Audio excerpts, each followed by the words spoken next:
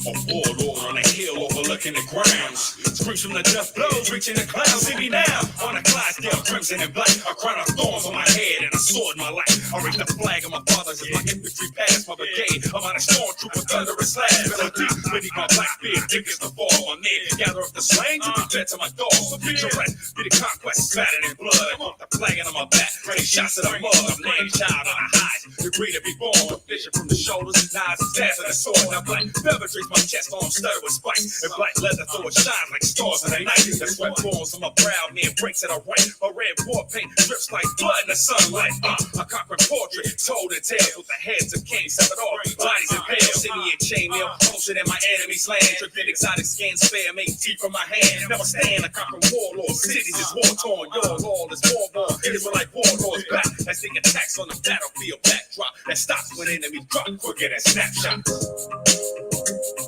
Next thing you know, y'all up against the military. Y'all up against the military, y'all become friends, and then y'all become a militarized zone. Back, let's see attacks on the battlefield backdrop that stops when enemies drop quicker than snapshots. Waking out my sleep, bring the dust to the earth. The sky crack, the sun turn black, no turning back. I'm back, the fallen warlord, risen and shine. With ravens, wings, and jelly beans on the mission divine. My wings blacker than ink, stretching wide to analyze the size and how I fly like a bird in the sky. In a white robe, but now a part of numerable hosts. It all boasts many conquests, monsters, times when the righteous is conscious. This be the day that's been written before. The mighty 144 foretold an ancient scroll. Now the harvest is right. The earth's never seen the hellfiery heavens ignite. Snapshots of conquering portraits up in your fortress and deadly forces. Sipping blood right in uphill horses. To wreak terror to the heavens. Come down and bring white gowns and crowns of brethren is down. Like 2, 4, 6, 8, 10, 12. Giving them hell a Malachi spell. As we swung swords into like lords. Reigning supreme and death gleam from my sword. Make most seem illuminating. The most hated of the people. Let's be truthful. There's no equal. I'm on a mission chopping heads with conviction. My diction gets most lost, so don't flaws. Blast the dome of the bars. Lost the sauce I have been. But flashbacks let me know what's happening. I'll be back in this Schwarzenegger acting. I'm an angel, son of Isaac, like an Anglo-Saxon. Traded up, sword, willing assassin. Slap you in your face, headbutt your nose, and walk away laughing. Show them say bad man moving with the 45 with the gun from the side. The one of them war become just the iron eye. Show them say me dressing on the black pants and with the craze. Gun promise and me off to kill them. Who don't want to preach and teach a nation. Wanna see me on TV. And the one of them balling. Digging with the young out the 45. The one of them off with I boom boom boom. Kill the one of them. Me say boom boom boom. Kill the one of them. Go move with preaching. Teach a nation never knows that the one for your top on the lyric. Lyrical number one. And they can sell me push me down for preach and I show the one of them. Teach a nation know the one of we are born. Never know the one for your life and the Lord of mercy. Back, let's see attacks on the battlefield backdrop that stops when enemies drop quicker than snapshots. Back, let's see attacks on the battlefield backdrop that stops when enemies drop quicker than snapshots. Y'all become friends, and then y'all become a militarized zone.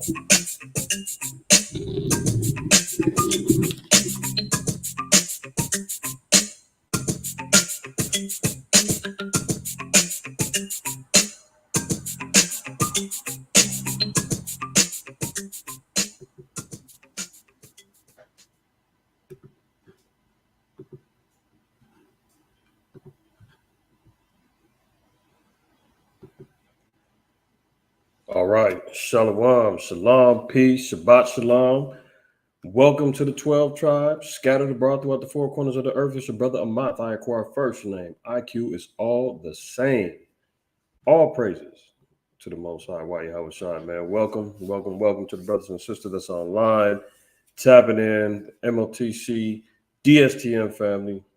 Hopefully everybody's well in the Shabbat, man. It's also a new moon for those that's on our type of time. Those who's keeping up with the calendar with us, we celebrated the new moon beginning last evening. We're carrying it on into today.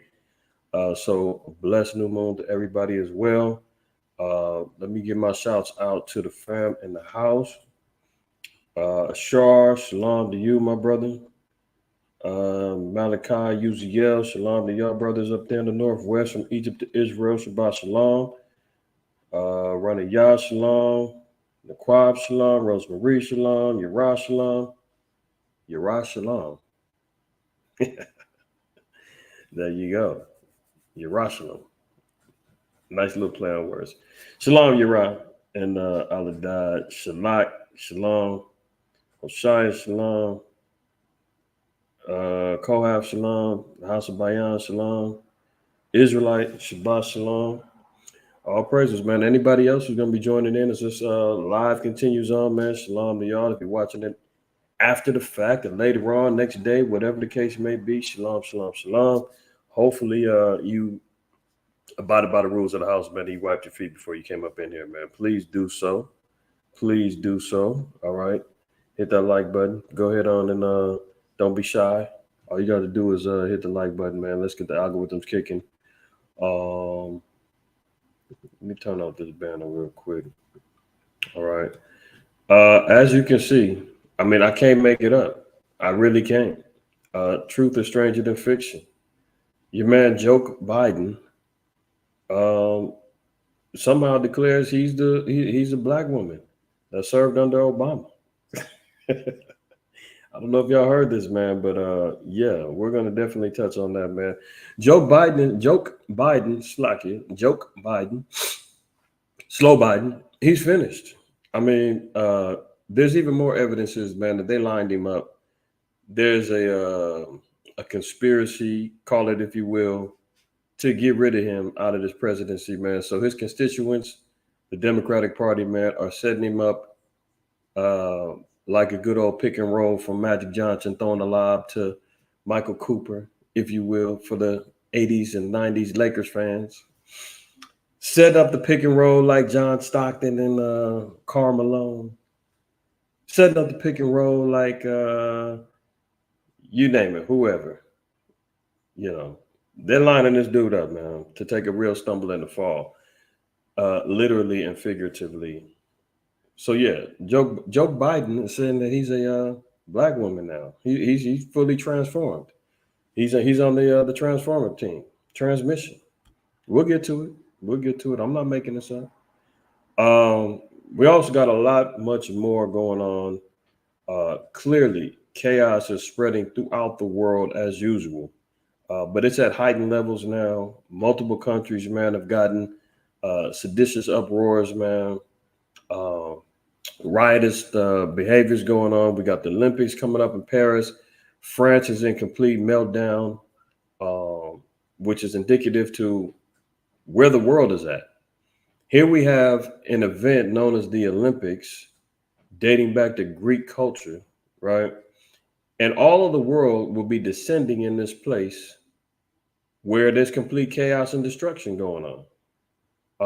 And it's a hub for the beast system. You know, I've chronicled and showed y'all where they're leading the charge with the abilities to buy and sell, needing QR codes to travel into certain places, restricted zones and areas.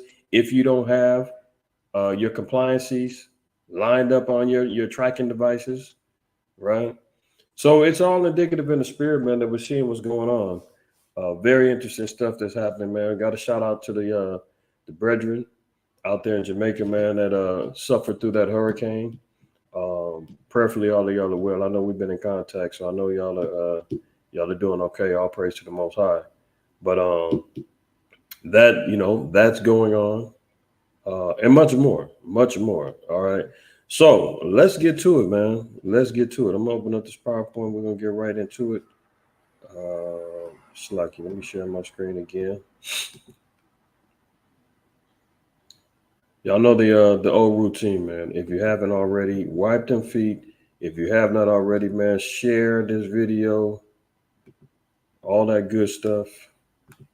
I know some people's notifications ain't popping off. You know all that stuff goes, man. The hate is real. But the mission continues. All right. So continuing on, that we see much more chaos going on over there in Israel, our homeland, being subdued, being under attack. Hezbollah under Iran's authority. So we're seeing Iran stepping up even more to ignite more aggressively into Israel. I believe they said they launched almost 200 rockets at them. So we see here, Hezbollah launches a big attack on Israel. Sonic booms rattle Beirut. Lebanon's Hezbollah launched a big rocket and drone attack on Israel on Thursday and threatened to hit new targets in retaliation for killing a top commander in the latest surge of violence and a steadily worsening conflict across the border. They still haven't resolved the issue regarding the former Iranian president that mysteriously died in a helicopter crash. They killed one of the generals. So, that thing is going to continually bubble and burn over there in our homeland. And thus saith the Lord, because they're over there occupying our land unjustly, right? Let's get that over here and just get right to Isaiah.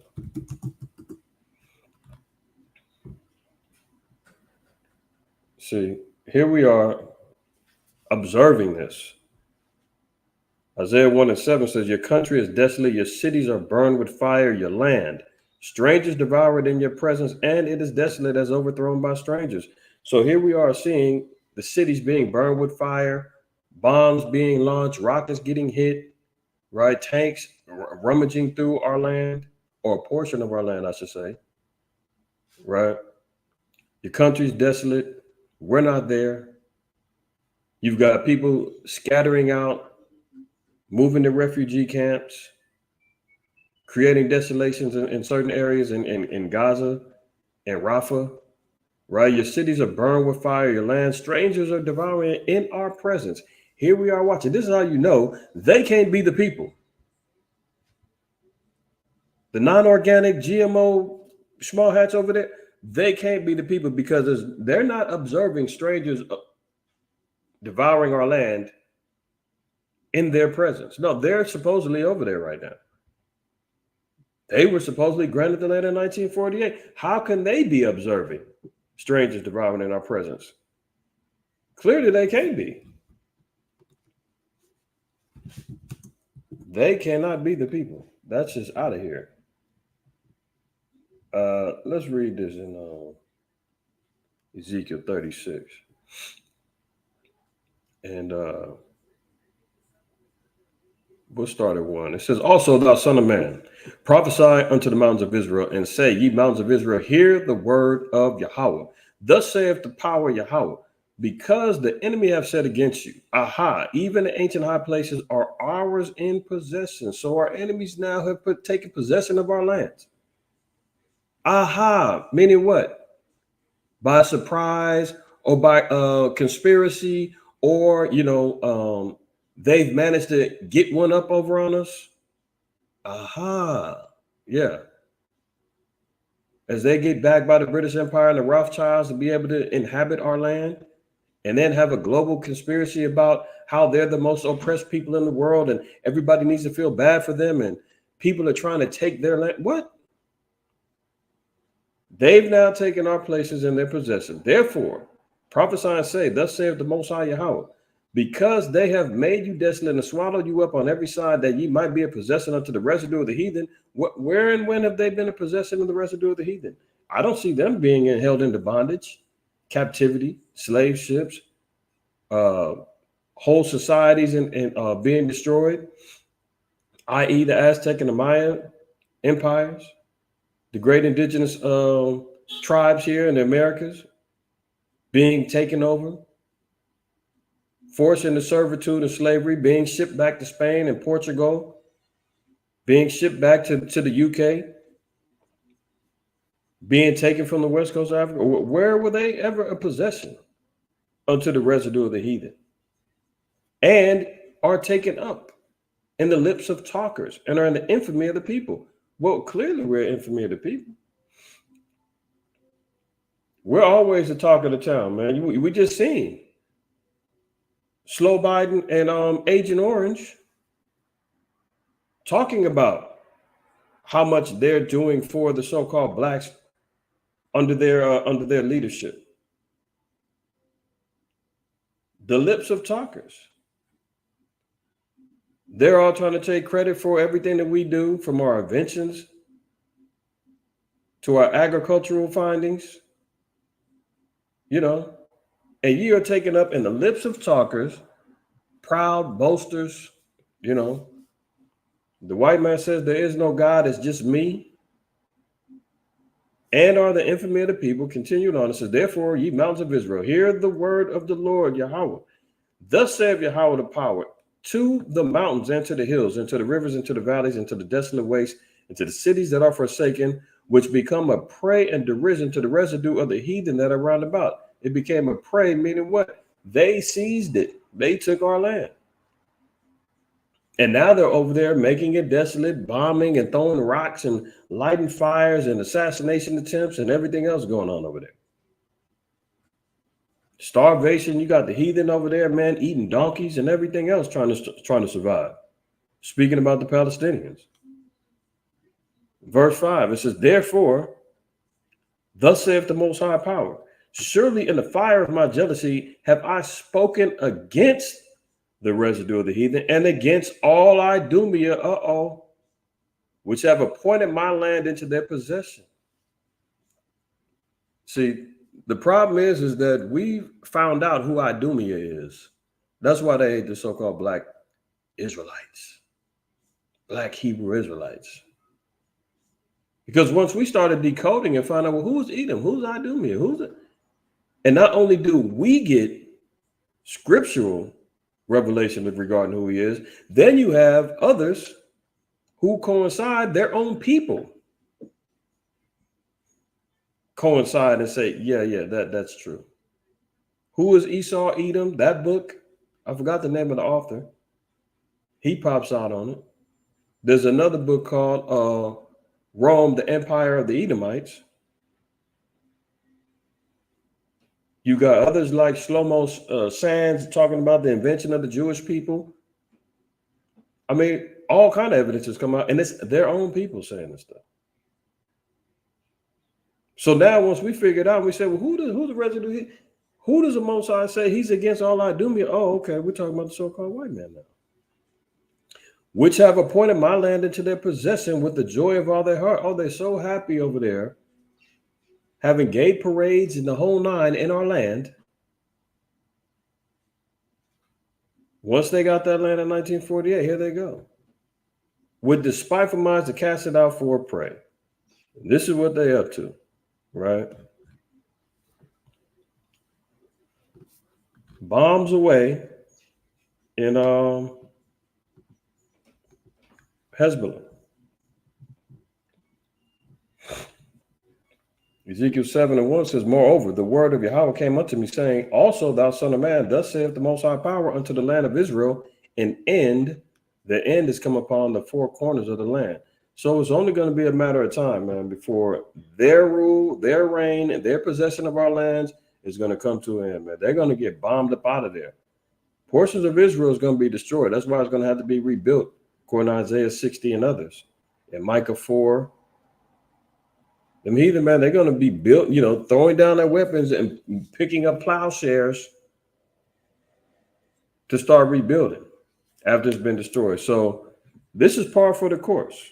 When we see this going on, it's only right. It's only right. Okay. Look at it. Ultra-Orthodox Israeli men protest against military draft order. Al-Haddad myself was talking about this a couple of weeks ago. Here you got the ultra-Orthodox. These are supposed to be the diehards for the quote-unquote religion of the Jews. These are the ones who are supposed to be 10 toes down for the nation. The ultra-Orthodox. I'm not going to get into the customs according to the Talmud because, the bots is listening and they didn't shut down channels and flag channels for people talking about certain practices that they do, in particular with circumcisions and all of that. If you know, right? These are the ones who's going to school trying to make sure that they're ready for it. And now they're opposed to having to go and fight and defend their land. and defend their people. They do not have the traits of Israel at all. At all. Because guess what? Look, if they're ultra-Orthodox, man, and they're supposed to be part of this law, these non-organic, man, GMO cats is cowards and they're weak as hell. Numbers 1:1-3 says, and Yahweh spake unto Moses in the wilderness of Sinai in the tabernacle of the congregation on the first day of the second month in the second year after they were come out of the land of Egypt, saying, take ye the sum of all the congregation of the children of Israel after their families by the house of their fathers with the number of their names, every male by their polls. From 20 years old and upward, all that are able to go forth to war in Israel, thou and Aaron shall number them by their armies. So Israel was always structured as a military. Armies, right? Even when Abraham left up out of Ur of Chaldees and he rescued Lot, they said he left with all of his servants and his army. Here they are, scared as hell. You're supposedly being oppressed. You got terrorized October 7th. Your women were being raped on camera, whatever they were claiming was going on. And now the issue's hitting the fan to where they're like, you know what? We're going to need to recruit. Conscription on deck. We're drafting. Forget all of that, exclusions because you're going to school to enhance your knowledge of the religion. No, all hands on deck. They're not with it. But if we get back into numbers, let's say if you was 20 and able to go forth to war, you was part of the army, whether you liked it or not. That's how it goes. If you're following the law, if you're part of this nation, we don't let our people slide, man. Look, Joshua, if y'all remember this, remember when the children of Israel were on our journey to go get our land under Joshua and Caleb's leadership, right? In particular, Joshua. We had to travel through the lands of Moab, east of the Jordan, Moab and Ammon, right? After we got them out the way, the Gadites, Manasseh, Reuben, they wanted to stay on the east side of Jordan. They wasn't going to continue traveling across to the west into the rest of the land of Israel. They said, we're going to post up here. But look at this. What was the conditions? Joshua 1:10, it says, then Joshua commanded the officers of the people, saying, pass through the host and command the people, saying, prepare you victuals, for within 3 days ye shall pass over this Jordan to go in to possess the land, which Yahweh your power giveth you to possess it. And to the Reubenites and to the Gadites and to half the tribe of Manasseh spake Joshua, saying, remember the word which Moses, the servant of Yahweh, commanded you, saying, Yahweh your power hath given you rest and hath given you this land. So Joshua told him, he said, look, remember, the Most High gave y'all this land and gave you rest. Here they are on the east side of Jordan. Let me get a map real quick.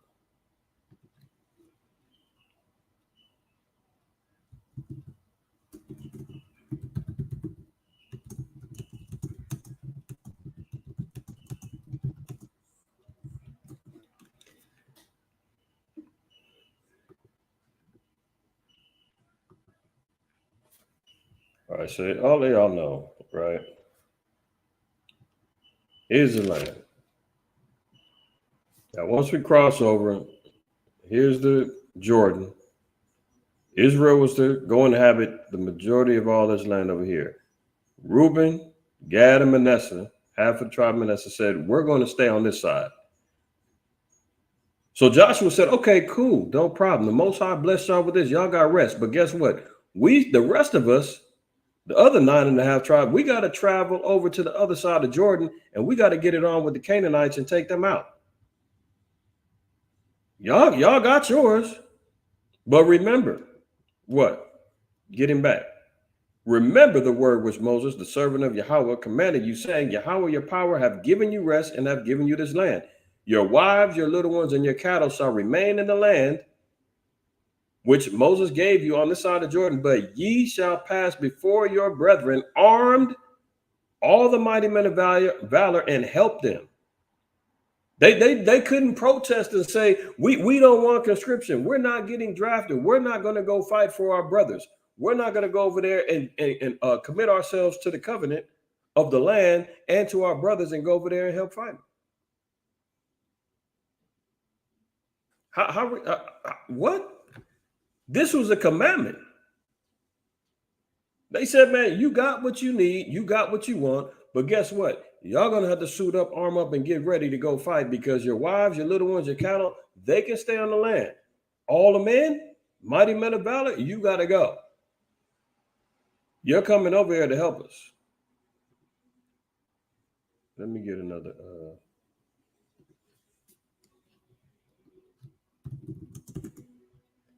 Matthew 5. Let's look at.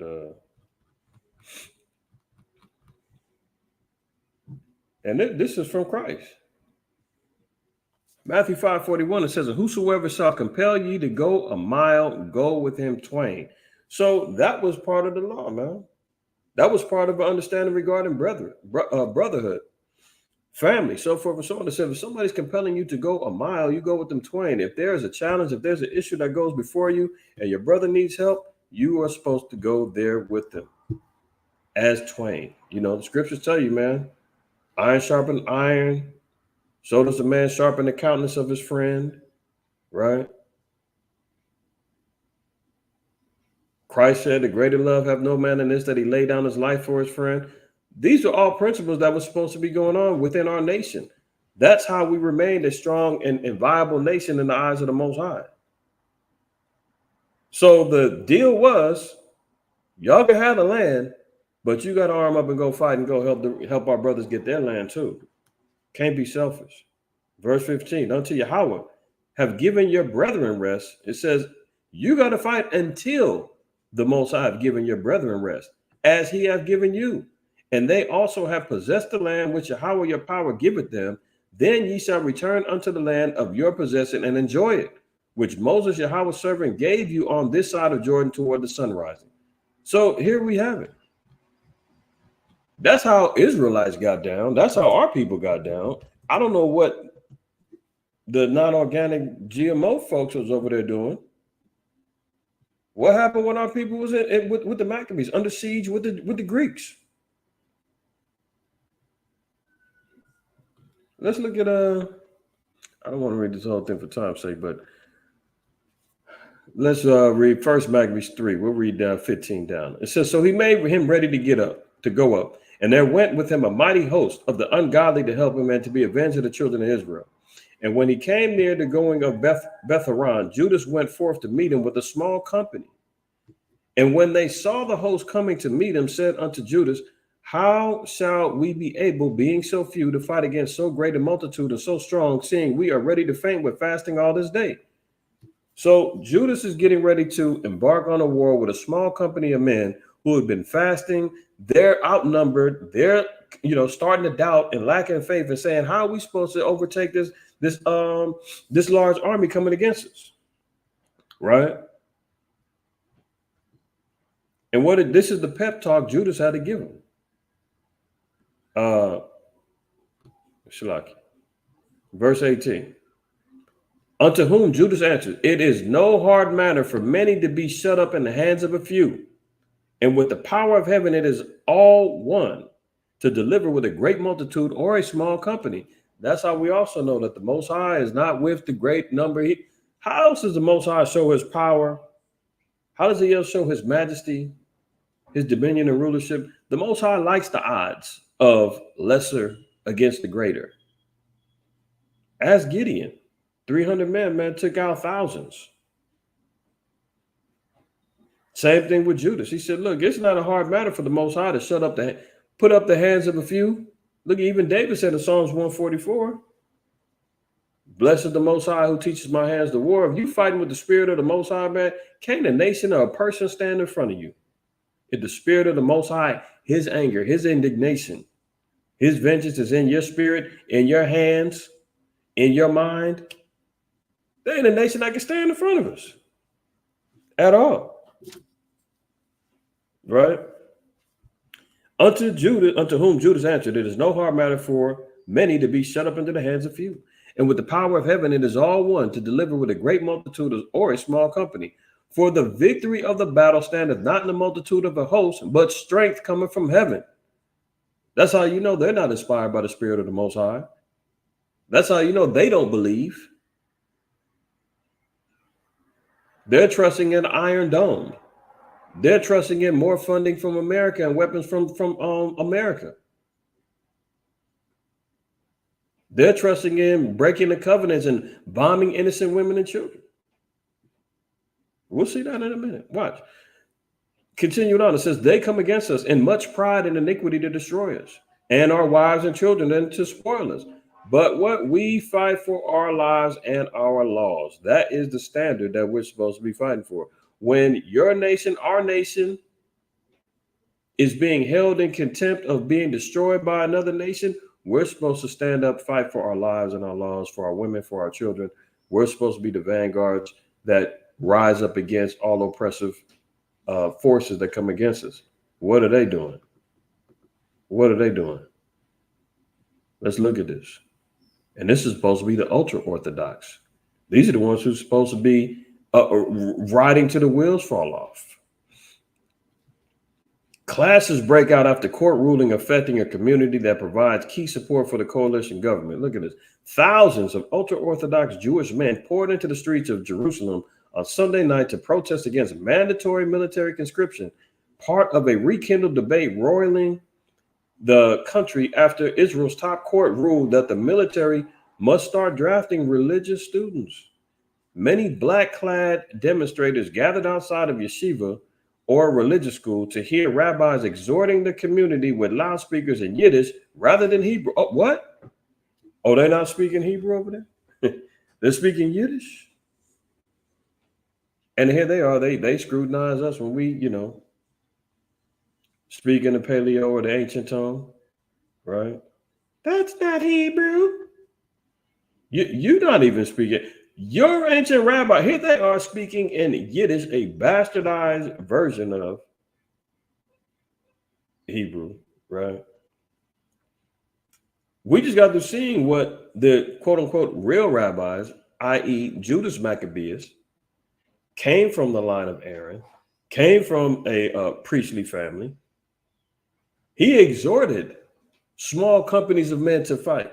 What are they doing? Many black-clad demonstrators gathered outside yeshiva or a religious school to hear rabbis exhorting the community over loudspeakers in Yiddish rather than Hebrew to stand strong against outside pressures to enlist. The exact opposite of what the spirit of an Israelite or a spirit of a Levitical priest would do. The exact opposite. Telling them, don't do it. Rebel. Commit an act of sedition against, these people. Some carried banners and stuck posters with anti-draft slogans on the street lamps and bus stops. We all declare to the court, we'll die, we won't enlist. See, this is what's so funny. Isn't that hypocrisy, though? They said that they would rather die than enlist. Oh, no, I'm Salaki. I'm reading that wrong. They're saying they're going to die, so they won't enlist.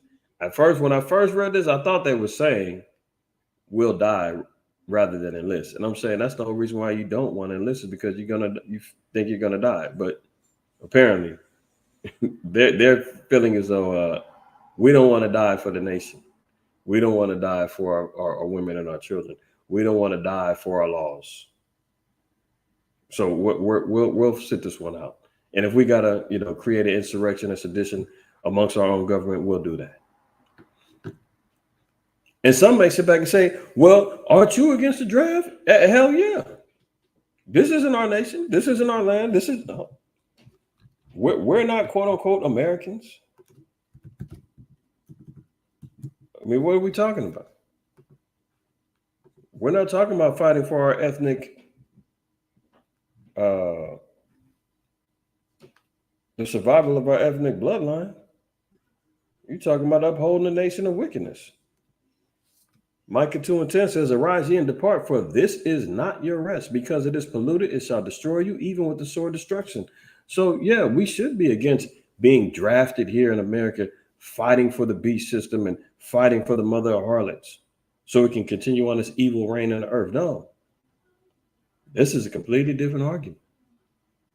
They're over there talking about ethnic cleansing and battling and fighting for the heritage of the people and the rights to the land and all this other stuff. Look, they ain't doing that in America. No, completely different. Completely different. Let's move on. Look at this guy. Look at this poor little kid. What happened?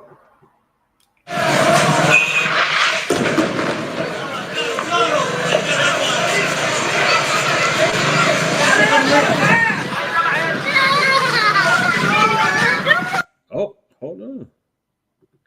NBC News camera captures Israeli airstrike near a school, sheltering displaced civilians in Khan Yunis. Schools are getting bombed. Near schools are being bombed. Civilians are being bombed. You just seen the little Ishmaelite over there looking like he just lost his whole family. But this is okay. Leave it to the worldview. Leave it to the to the conditioning that the Mockingbird media has put out there. Leave it up to America and their continued funding of this war.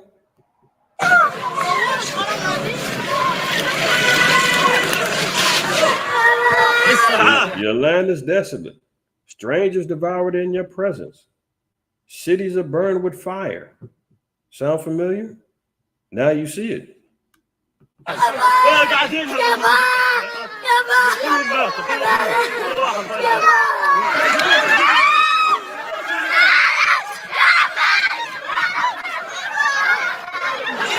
Women and children. Look, guy handicapped. I mean, where's Hamas at, man? Where's the terrorists at? I mean, where's the guys with the guns and the strapped up bombs on them? I don't see any. As the non-organic GMO small hats over there saying they're hiding in there. They're somewhere in there. I don't see near one.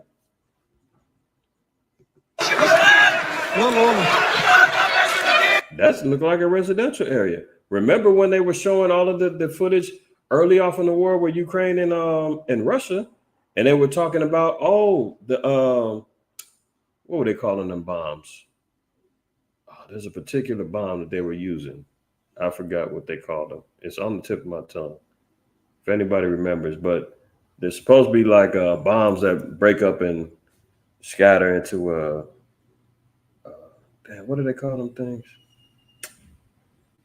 Anyway, I can't remember. But anyway, they was talking about those bombs that they were claiming Russia was using that was hitting residences, parks, and playgrounds where kids is at, apartment buildings.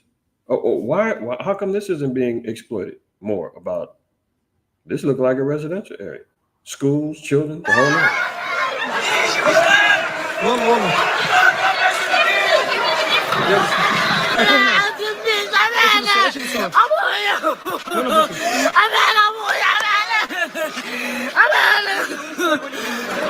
I ain't see no tears going on with her, man. So I don't know what's going on with that. But second Ezra's 9, we see the uproars of the people, man, and all hell breaking loose.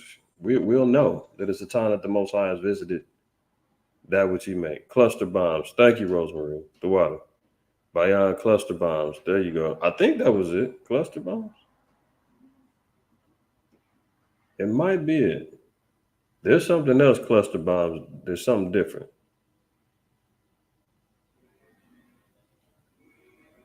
Yeah, I can't recall, but that's okay. But y'all know what I'm talking about. المدرسة فيها نازحين أكثر من 2000 نازح في المدرسة، منهم أطفال ونساء، ولا إنذار ولا أي حاجة. الناس بتشتي والأطفال بتلعب في الساحة، همدوا بر جنب المدرسة مباشرة.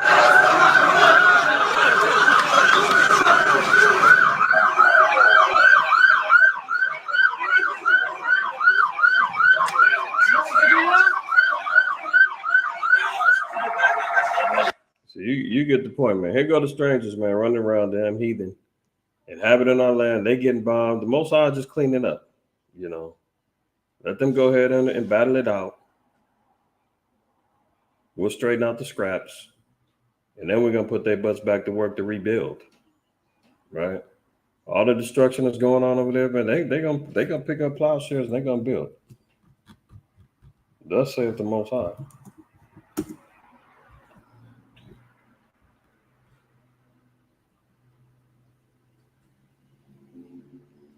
Isaiah 60, we're going to get right to the point. We're going to read 10 down to 12. It says, and the sons of strangers shall build up thy walls, and their kings shall minister unto thee. For in my wrath I smote thee, but in my favor have I had mercy on thee. Speaking about the children of Israel, future prophecy. Strangers are going to build up our walls again, right? Therefore, and kings are going to be submitting themselves to us, ministering unto us, man. They're going to bow down. Therefore, thy gates shall be open continually. They shall not be shut day or night, that men may bring unto thee the forces of the Gentiles, and that their kings may be brought. So they're going to be subdued. That's Isaiah 14 and, Revelation 13, 9 and 10, and Micah 4, so forth and so on, right? For the nation and kingdom that shall not serve thee shall perish. Yea, those nations shall be utterly wasted. If they don't like the conditions and the terms of the agreement, they're going to get put to death. They're not going to be part of their form of salvation in our kingdom, right? All this that they're going to rebuild all of that and some. And some. Continuing on, right?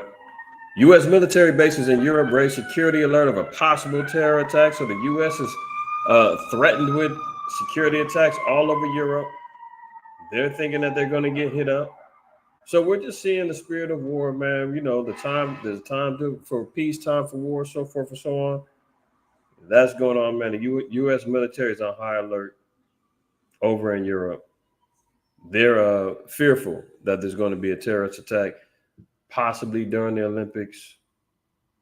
Who knows? I mean, when you're looking at the state of affairs, when we're talking about this election, as we've talked about on numerous occasions, when we're looking at seeing what's going on, I mean, something has got to give. They've got to pull something off. In my opinion, they've got to pull something off. They don't want the elites who can't control Agent Orange. They don't want him in that seat. They're already setting slow Biden up, man, to take a fall. They want him out of there. Who's the replacement? Right now, they're talking about Kamala Harris. They try to talk up Michelle Obama. She was like, I can't do it.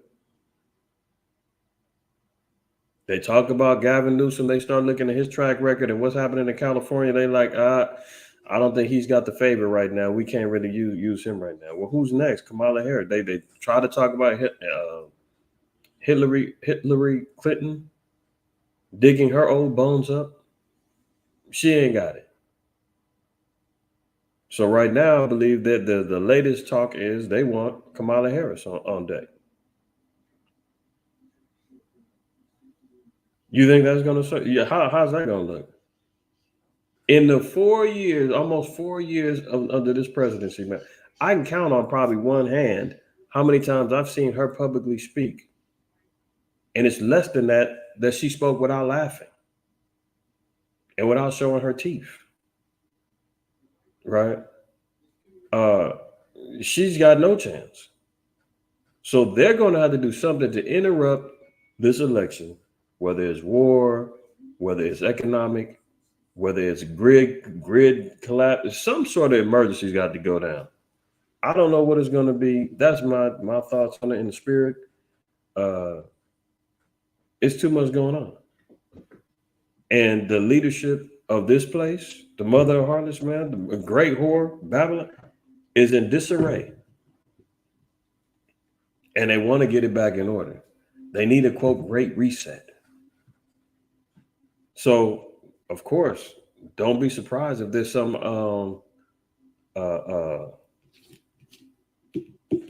what do you call it? damn, it's on the tip of my tongue. False flag. Good Lord. A false flag, right? Look, and this how you know, man, the white man don't give a damn. There's a I believe it's called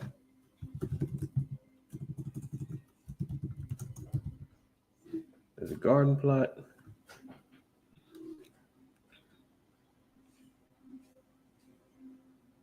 Yeah. Look at this. This is one of them.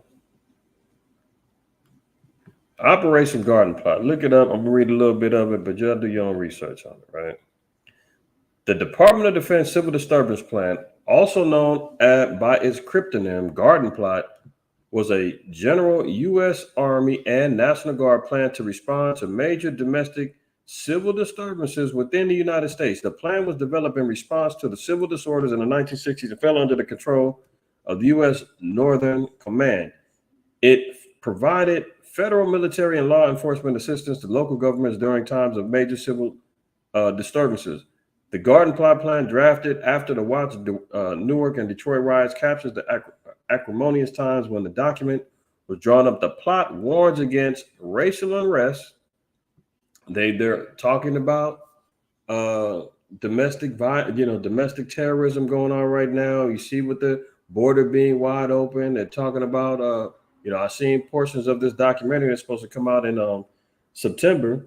It's Edomite man that's a former I think he's with the Border Patrol. He's going around, investigating in different major cities the impact of the migrants. He went to Chicago, man. The Jakes over there is like, man, we're getting ready to take matters into our own hands and go to war with the Venezuelans and the rest of the so-called immigrants, migrants that's over there right now because they're not getting any help.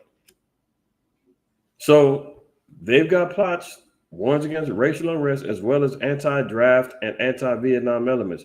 So what's being talked about right now? We just got to be hearing about them talking about the draft for men and women, just here in America. They've got it going on in Europe. So they've already got the elements lined up to prepare for these things. All they need is a false flag in order to act on it. There's another one. This is Garden Plot, but there's another one where America was doing false flag. Damn. I can't remember it off the top of my head.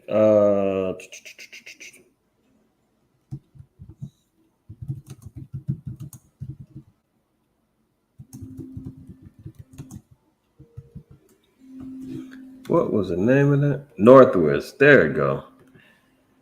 Good Lord.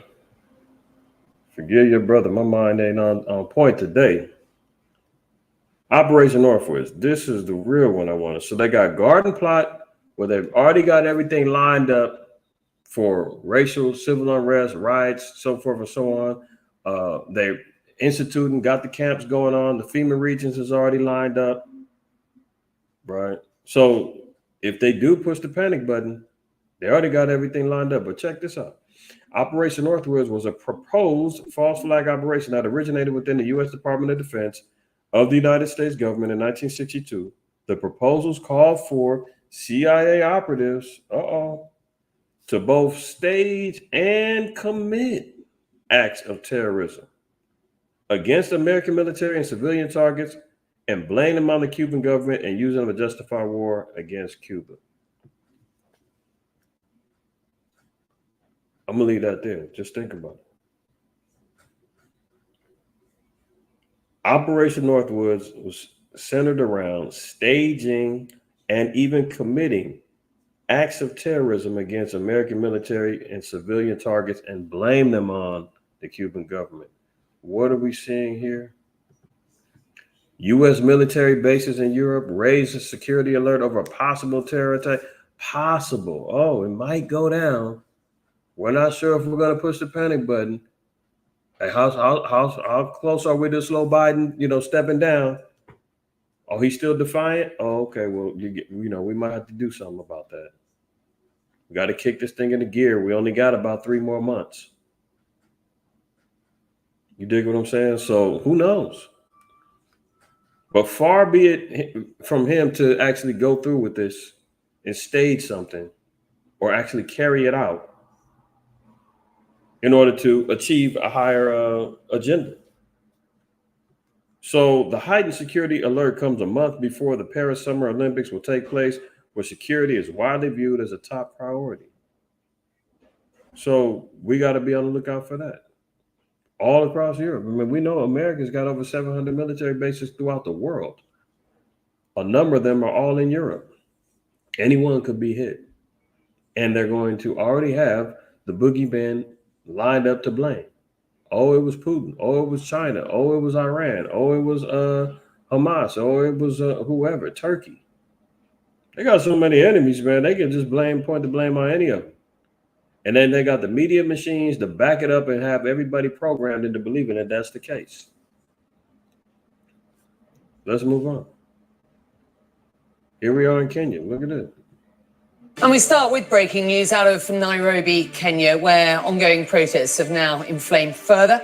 We are learning that lawmakers in Kenya's parliament, which is on fire, have been forced to escape through an underground channel after protesters got inside the parliament building. That is according to CNN affiliate NTV Kenya.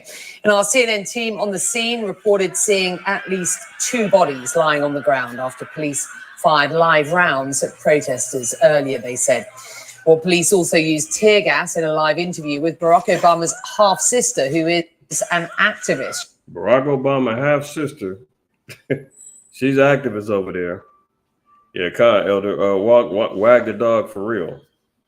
That's what reminded me of that video that I just showed about them over there in Gaza, and that one woman, screaming and crying. I'm like, I don't see no tears, but not saying that it was fake, but it was just like, come on, are they dramatizing some of this? I don't know, but very interesting.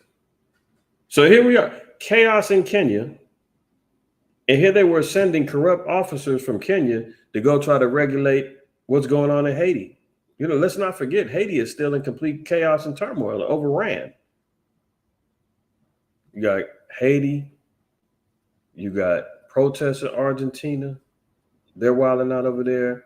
France, Kenya, obviously Israel and Gaza, Ukraine. I mean, the list goes on and on. Uproars of the people worldwide. Let's continue this. She was speaking to Larry Madow. Have a listen. I'm here because look at what's happening. Here, this is supposedly Barack Obama's sister. You see the resemblance? Yeah, I didn't think so. Well, maybe it's his half sister. I think they said maybe it's sister too. They must share the same father. But nonetheless. Let's continue. Young Kenyans are demonstrating for their rights. They're demonstrating with flags and banners. I can't even see anymore. They're being tear gassed. They're being Interestingly enough, once she starts, now everybody else starts choking. And it's just hard to believe some stuff that goes on the news, man. I look at everything through a lens of discernment. It's definitely chaos and hell going on over there, but far be it from CNN to be staging. They had some old tapes of CNN guys acting like they was in the midst of war. They was on the stage set, fake helmets, throwing on, acting like they was in the war, man. But just notice how everybody starts reacting after she gets the coffin, and then watch the guy that's interviewing him. demonstrating with flags and banners. I can't even see anymore. They're being tear gassed. They're being tear. Yeah, now everybody's choking up. I mean, good Lord. I'm not going to play no more of that.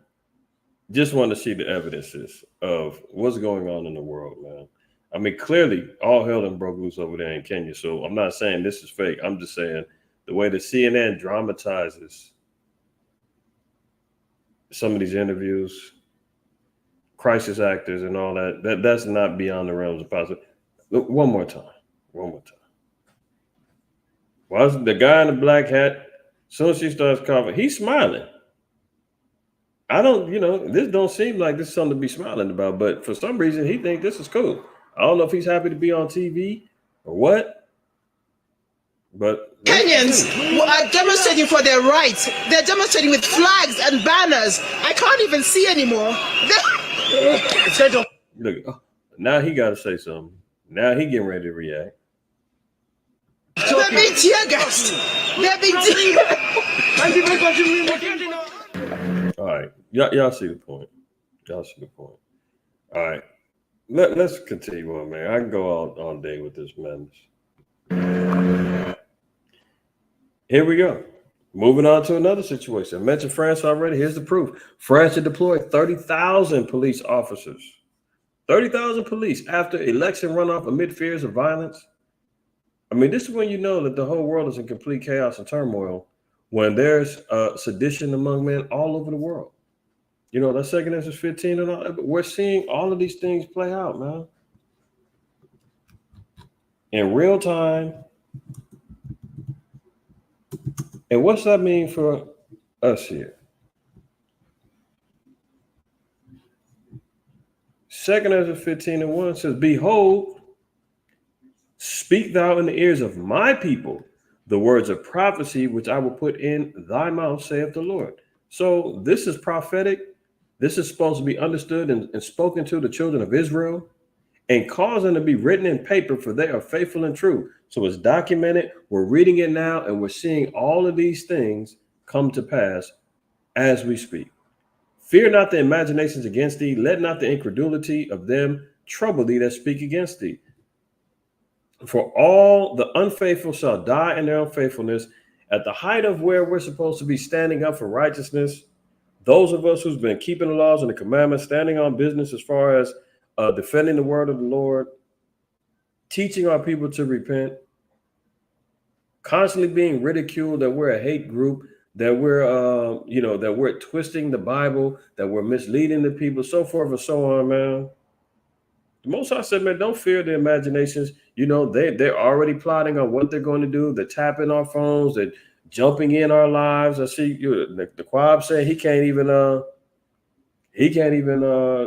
post comments. There's been a few other brothers and sisters that have been telling me they can't post comments anymore in here. Last week, you seen they turned off my mic and my camera. They said, yeah, we got the camps ready for them. We're going to get rid of them niggas out there talking about they're the chosen people, and Hispanics out there claiming that they're the saints of the Lord and salvation is just for them. Most I said, man, don't worry about them imaginations. And those are troubles. Your family that was mad at you because you still not going and celebrating July 4th with them. You're scrutinizing and telling that man, stop doing that, stop buying fireworks, stop buying and barbecuing the pork and all that. You're constantly on them and they telling you you're crazy, what's wrong with you, get out that cult. It's family, it's tradition. You trying to tell grandpa who's a old Vietnam vet, take that damn American flag off your porch. And he's mad at you, speaking against you. You dig what I'm saying? Most I said, don't worry about that. For all the unfaithful shall die in their unfaithfulness. Behold, saith the Lord, I will bring plagues upon the world, the sword, famine, death, and destruction. So we're seeing all of these things right now. There's articles out there talking about global famine is already hit. Death, destruction, right? For wickedness hath exceedingly polluted the whole earth, and their hurtful works are fulfilled. I mean, we can all see wickedness manifesting all throughout the earth. From the transformer movement to the pedophiles to the unjust laws and the systematic oppressions that our people are facing throughout the world, coups and governments constantly oppressing our people. Wickedness, man. Murders, rapes, drug abuse, all going down. Lies. See, it's all going down. And then what else is prophetic?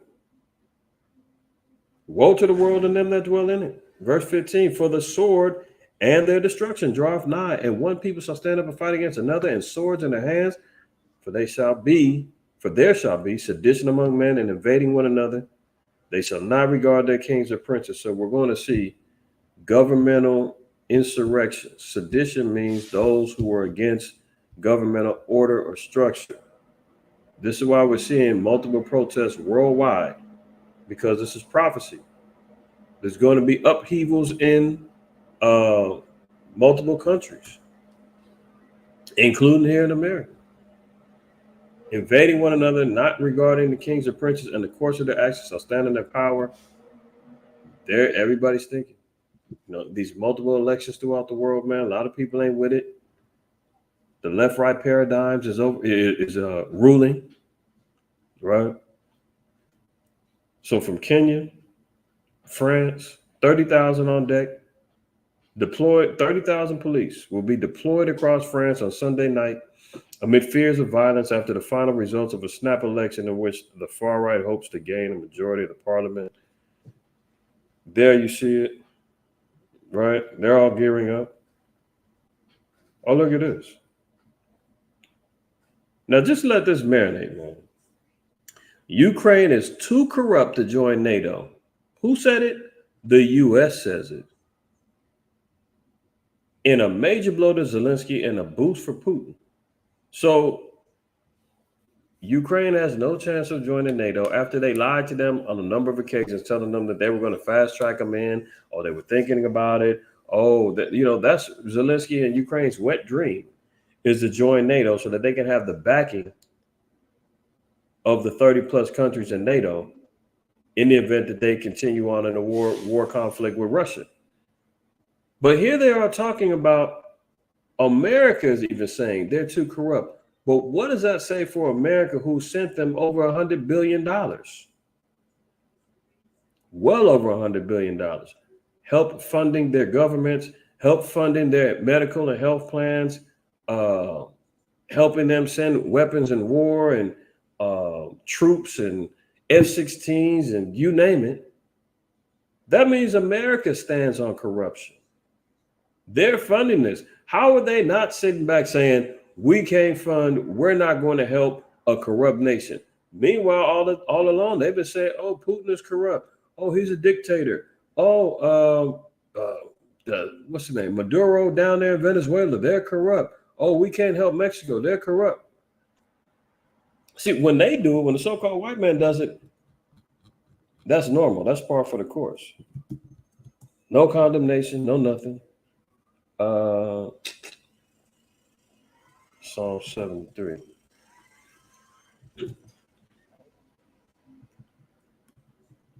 America then came out and said Ukraine is too corrupt to join NATO, but they won't back down from funding them.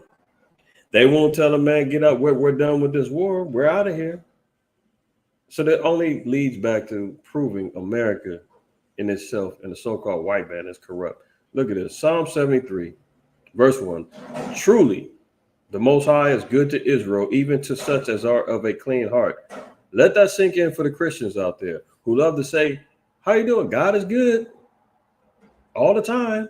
Oh, hold on. Did you finish that? What do you mean? God is good all the time. What? Did you fit? God is good to Israel. Get it straight. He ain't good to everybody. He's good to Israel.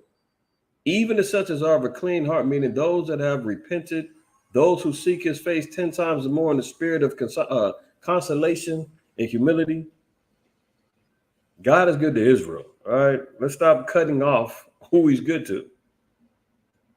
But as for me, my feet were almost gone. My steps had well nigh slipped. For I was envious at the foolish when I saw the prosperity of the wicked.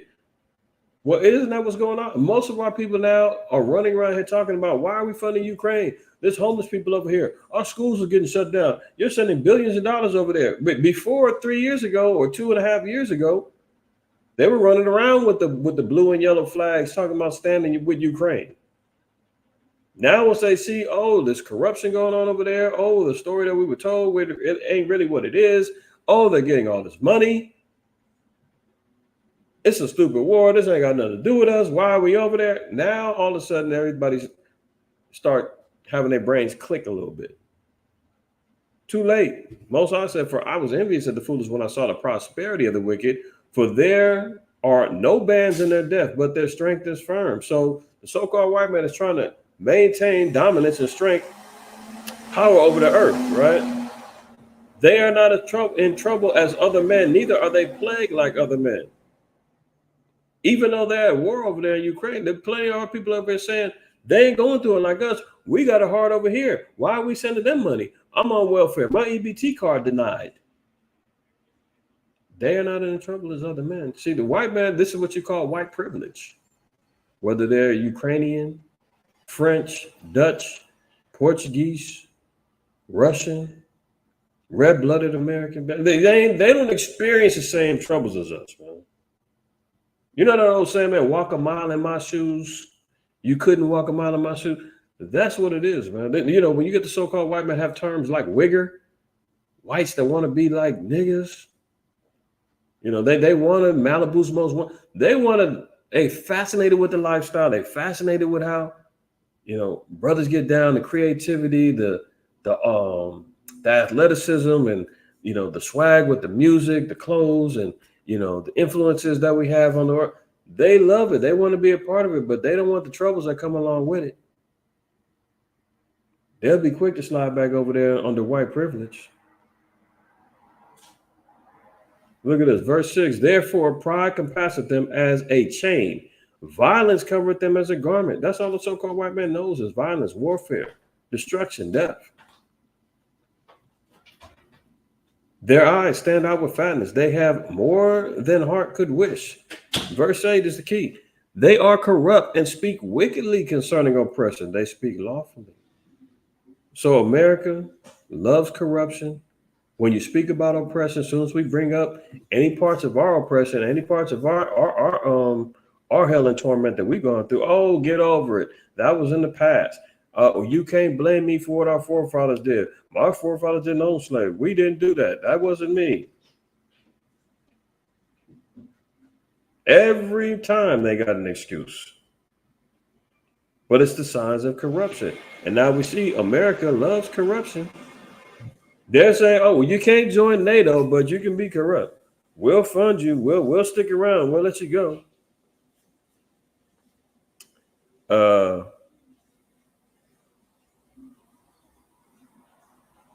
Yeah, kind of. Yeah. You talking about what's the dude's name? I forgot his name, but I know you're talking about, the white boy from Palos Verdes. Edomite lived in Palos Verdes. My mother was, both of his parents was highly successful and rich as hell. He's going to go hang. He's over there in the hood hanging with gangsters. Fake gang banging. They used his car. They took him on a trip. He went on a drive-by. They get caught. They killed two young Jakes. They get caught. He's got a high paid, expensive lawyer.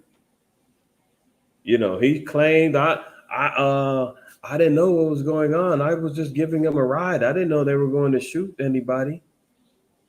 If that was the case and it was on video, his car and them jumping out, running back to the car, if he didn't know that, if he seen them jump out and be like, man, there go two of them, we about to shoot them, he should have peeled off and jetted.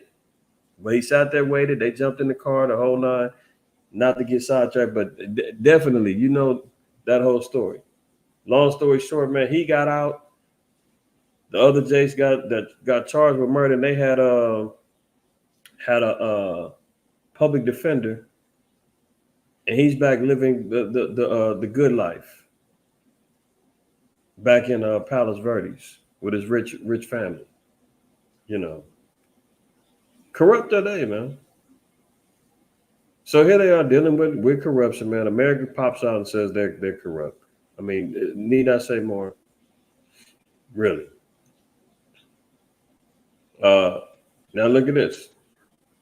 Why is this not getting more press? Nebraska man tells Hispanic family to go back to their country before shooting 7 of them. Now, remember, we just got to talk about Garden Plot, issues of domestic terrorism, riots, racial tensions and all of that. There's obviously big hype about illegal immigrants and all this other stuff, the migrant talk. There was an Edomite down there, and I believe he was in either Arizona or Texas. He killed a quote unquote migrant that was walking on his farm or something like that about 2 years ago. Nebraska man tells Hispanic family to go back to their country before shooting 7 of them. And that's what they say, quote, I guess it was just a racist thing that happened, said a family friend of the victims. Oh, is this a racist thing that happened, man? Nebraska man who told his Hispanic neighbors to go back to their country. These are neighbors. This wasn't even some migrants. But this is the spirit that they're putting out there. This is the spirit that they're trying to incite because they need something to go down. Told his neighbors to go back to the country before shooting 7 of them, including 4 children. In a racially motivated shooting, died from a self-inflicted gunshot wound, said police. Billy Booth, 74, of Crete, Nebraska, according to Nebraska State Patrol. Booth shot up 4 kids between the ages of 3 and 10 at a house across the street from his residence Friday afternoon. Additionally, 3 adults between the ages of 22 and 43 suffered gunshot wounds as Booth unleashed a hail of gunfire on his unsuspecting neighbors. And they speak wickedly concerning oppression. You don't really hear about this being a national news story, man. But this is what's going on right now in the interiors. Keep your head on the swivel, man. These Edomites is already turned up. They're already leaning on Trump. Trump pushing the issue, trying to get rid of all of the unwanteds, right? They're feeling themselves right now. They're ready to make America great again, by all means. He even went on record and said, man, if I don't win, it's going to be bloodshed in the streets. Whether that was a figurative statement or if that was him, code word for his constituents and his followers. But as it stands right now, they ain't going to have to do it.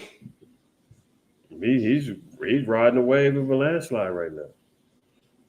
Let's move on. Could it be economic? The world is sitting on a $91 trillion problem. Hard choices are coming. Al-Adan and myself, we always be talking about, the pros and cons of preparation, the mentality of our people, where do they stand at, especially those in the truth, out of the truth when it comes down to really understanding the situation that the world is facing. Jacob's trouble, there is no pre-tribulation rapture where you're going to get beamed up and disappeared before all hell breaks loose on the earth. No. That isn't scripture. There's a number of factors that's going to play to the downfall of America and the crushing of the world and the end of Esau's reign and Jacob being the beginning of it that follow with it, much of which we're going to witness, Lord willing, if we're of the elect, before it gets too bad and too hot, i.e. flaming nuclear destruction, we get up out of here. But prior to that, man, there's going to be a lot of things that we got to endure. And we just got to look and see what's going on and what could it be as we're preparing for what's to befall the earth prophetically.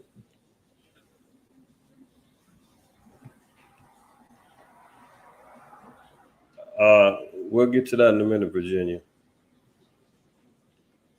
Governments owe an unprecedented $91 trillion, an amount almost equal to the size of the global economy, and one that will ultimately exact a heavy toll on their population. Debt burdens have grown so large in part because of the cost of the pandemic, now pose a threat to living standards even in rich economies, including the United States government. Now, debt burdens. So they're already talking about how people are, if we're talking about in America alone, they say over 60% of the people don't have $400 in their savings account for emergencies, right? Bankruptcies at an all-time high, car repossessions, credit card debts, so forth and so on, right? So if we're talking about just let alone the America having these particular things, having these issues, the world is dealing with financial tribulation. The world is. Now, if we're talking about how are we going to see these things take place, all we got to do is sit back and watch. You've got multiple banks that's collapsing throughout the earth, right? You've got the talk of a financial institutional change going from paper to digital, right? You've got a number of different things that are leading to the whole systematic change that the beast system is going to have to make a change. Okay. Let's look at this real quick. Governments owe an unprecedented 91 trillion amount, almost equal to the size of the global economy, and one that will ultimately exact a heavy toll on their populations. Debt burdens have grown so large in part because of the cost of the pandemic.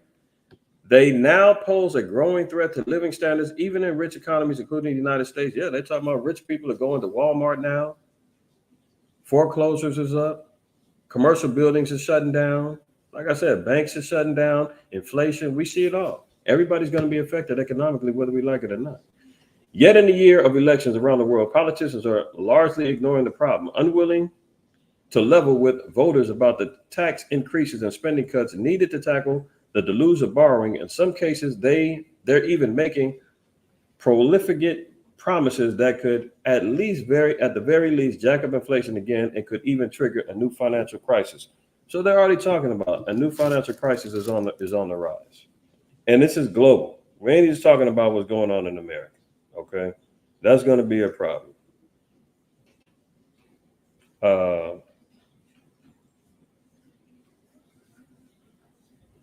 It's like, I think I missed something.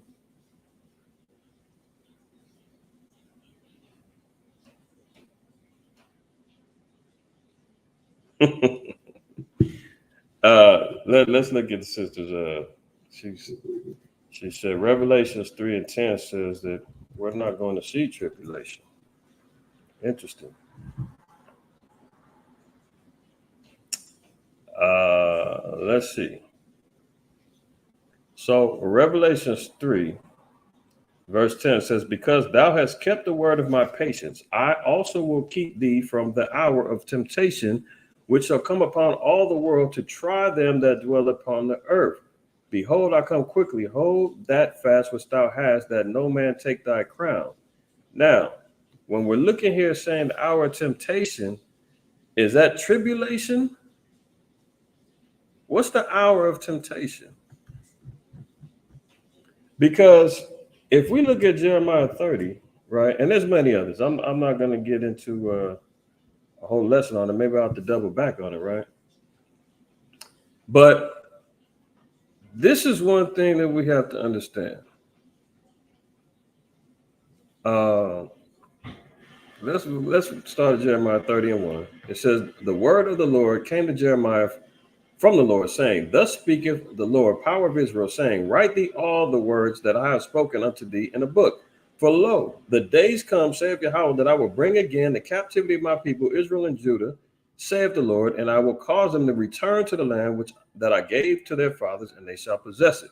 So this is a future prophecy that we were going into captivity, Israel and Judah together. Remember, beforehand, we were separated. Israel went into captivity under Assyrians. Judah went into captivity under Babylonians. This is a completely different captivity. So we're both going into captivity together, according to Jeremiah 50 and verse 33. So this is a captivity we're going to share again together. And after that captivity, we're going to be returned back to our land. And these are the words which Yahweh spake concerning Israel and concerning Judah. For thus saith the Lord, we have heard a voice of trembling, of fear and not peace. Ask ye now and see whether a man doth travail with child, whether do I see every man with his hands on his loins as a woman in travail, and all the faces are turned into paleness. So this is obviously a moment of despair that everyone is going to see and witness. Notice it says, wherefore do I see every man in his hands and his loins as a woman in travail, holding their stomachs, nervous, turning pale, because their tribulation is coming. Verse 7, alas, for that day is great, so that none is like it. It is even the time of Jacob's trouble, but he shall be saved out of it. So there is going to be a saving of the elect out of this particular trouble, but we will see all these things come to pass. Christ even told us. Verse 3 of Matthew 24. And as he sat on the Mount of Olives, the disciples came unto him privately, saying, tell us, when shall these things be, and what shall be the sign of thy coming and the end of the world? And Yahushua answered and said unto them, take heed that no man deceive you, for many shall come in my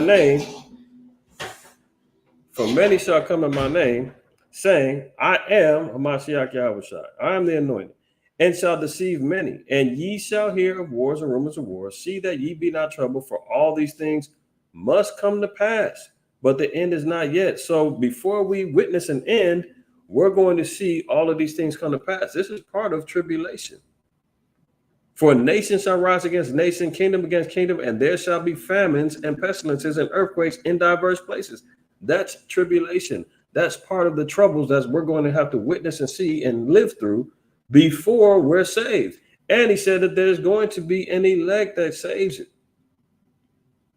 that is going to endure and going to make it through.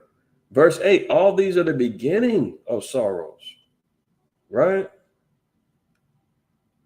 Verse 13 says, but he that endure until the end, the same shall be saved. So, there's going to be witnessing of tribulation. That's just two particular precepts. There's a lot more, but I don't want to get too sidetracked, but just giving you two witnesses that there's going to be tribulation that we're going to have to endure. We're going to see before the end even comes. You're not going to get beamed up and get up out of here prior to, because we're seeing all these things. So the end is not yet. So endurance is key. Let's get back over here. So we're seeing financial collapses going down, right? I see brothers talking about Happy Meals. Yeah, all of them did. The fast food wars was going on, man. They're going out of business because they can't keep up with the money and the demands and everything else that's going on. They're trying to, lower their prices and $5 battles and all that going on amongst the fast food chain. I mean, really, what are you getting for $5? What costs are they cutting in order to serve up this food? What's in these meals? Who knows? But let's continue. Look at this. How your FedEx driver is helping cops spy on you. Here we see that the God complex of the so-called white man. FedEx deliveries, they've got cameras on them. AI-powered cameras, man.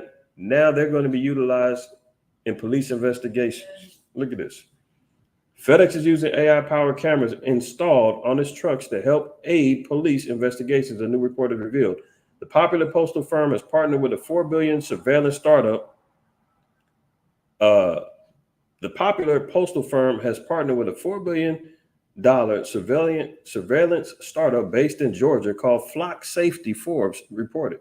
Flock specializes in automated license plate recognition and video surveillance and already has a fleet of 40,000 cameras spanning 4,000 cities across 40 states. Can you imagine? So now they've employed FedEx with license plate recognitions on their trucks. They're all over the place making deliveries worldwide. 40,000 cameras on their trucks, all in a quote unquote big brother scenario. But you say, okay, we mean God complex. That's the job. That's the eyes of the Most High. Sirach 23, 19. It says, such a man only feareth the eyes of men, and knoweth not that the eyes of the Lord are 10,000 times brighter than the sun, beholding the ways of men and considering the most secret parts. That's the Most High. His eyes are 10 times brighter than the sun. He's the one who's going to behold and consider all the ways of men and considering the most secret parts. The white man says, no, I want that same power. I will be like the Most High, as he says in Isaiah 14. I'm going to be like the Most High.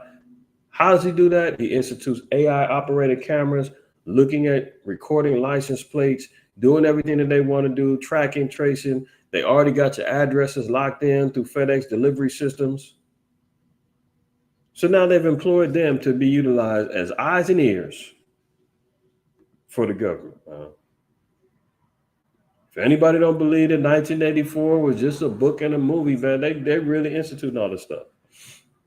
They already got cameras all over the streets, everywhere you go. They got everybody bought into the Ring and the Ring cameras, and I think who else is making them? Amazon.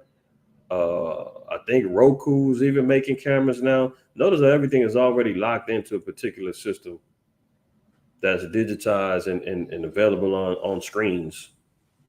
You know, you already got Alexa in the house listening, talking to you. Google's talking back to you when you're talking to your computers. You know, this is what they're up to, man.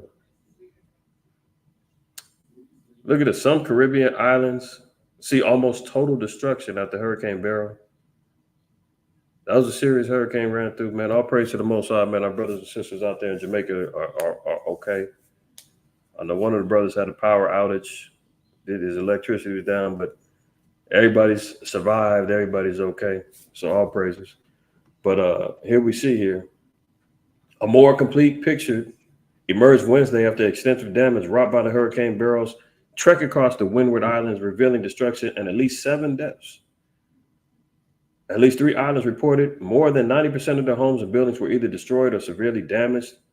The Caribbean Disaster Emergency Management Agency reported Wednesday all 3 are within the chain of the Grenadine Islands, where Beryl roared into the Caribbean on the southern end of windwards between St. Vincent and Grenada. It says with 19 participating states across the Caribbean, the agency was helping coordinate disaster response on Grenada and St. Vincent and the Grenadines, even as it continued to track Beryl's movements across Jamaica, the Cayman Islands, and Belize. So that was a pretty serious, earthquake. I mean, it's like a hurricane that went down, man. You said 90% of the homes and buildings were either destroyed or severely damaged down in Grenada and St. Vincent and other smaller islands. Most High is not playing, you know. Now let's get to it.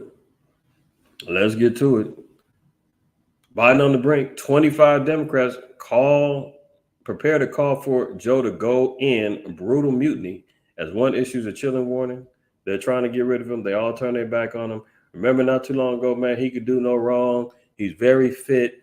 He's mentally sharp. He's looking good. He's done a great job. He's got a great track record. Nobody's done more for, America than Biden. He's the most popular president ever. I mean, they was riding his jockstrap like no other.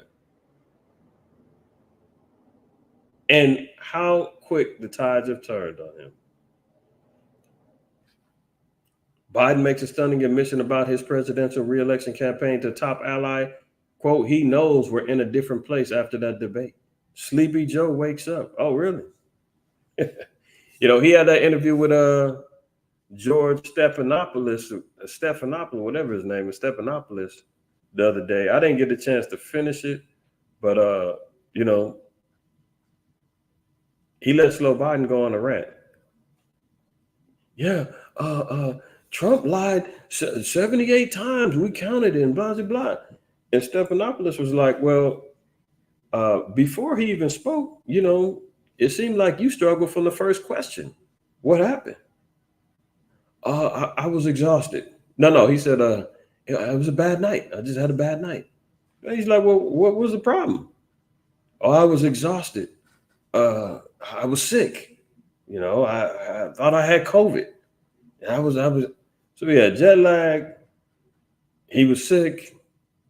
And, it was a bad night. The excuses don't stop, man. The scriptures say, man, a sinful man won't be reproved, but find an excuse according to his will. Slow Biden is waking up saying it's not happening.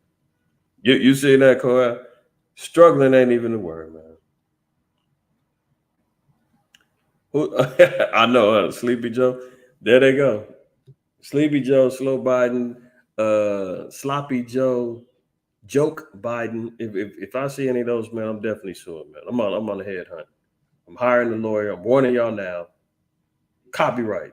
I need to go copyright all them things, man. It might be some money in it too, man. You know, you can copyright, you can create what do you call it? Here I am giving out the game. Domain names on the internet. Nobody can use them unless they pay you. I might want to go secure them domain names, go pay for them. They're probably dirt cheap, probably nobody doing it. But if somebody do sleepyjoe.com, slowbiden.com, yeah, I'm about to look into that. Unless somebody done snatched the game off of me just speaking on it right now, then I'll know who did it. All right, but let's move on. Look, this woman, man, just disgusts me. She is. It must be a horrible job that you've got to constantly go out there, defend, prop up, make excuse for everything that this bumbling fool does.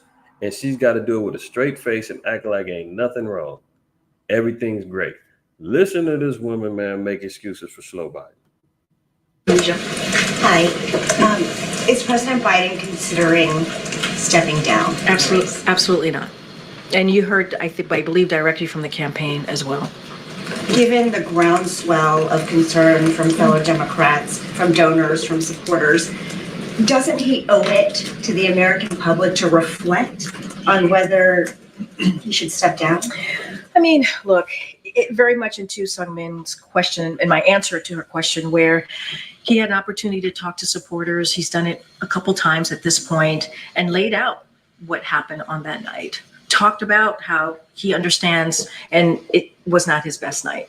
He understands that it is fair for people to ask that question.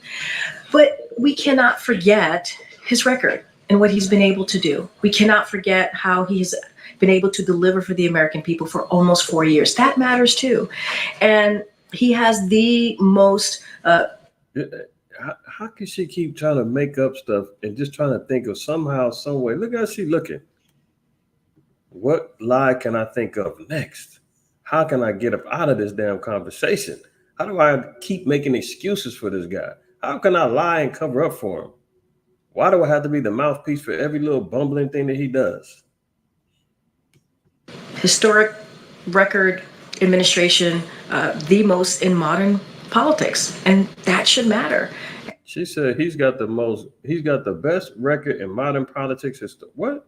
In politics, and that should do. And he has the most historic record administration, the most in modern politics. And did that make sense? He has the most historic, the most in modern politics. The most what? The most historic by what measures? What means is this history being set? Examples, honey. What are we talking about? If you see the looks on her face, she look like she doubting. She making this up as she goes along. This is wild. That should matter. And he wants to continue to do that work. And I gotta get off of her, man. I'm about to throw up. This is ridiculous. No more.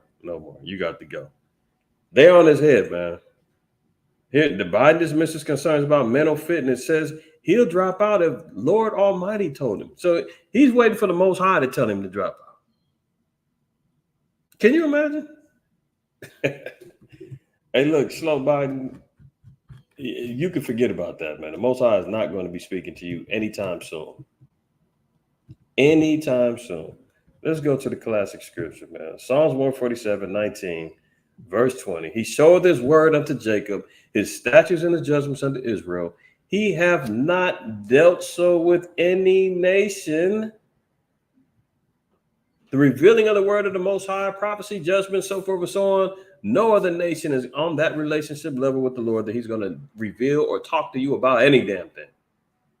He have not dealt so with any nation, and as for his judgments, they have not known them. Praise ye Yahweh. He said he'll drop out if the Most High tells him to. The writing is on the wall, man.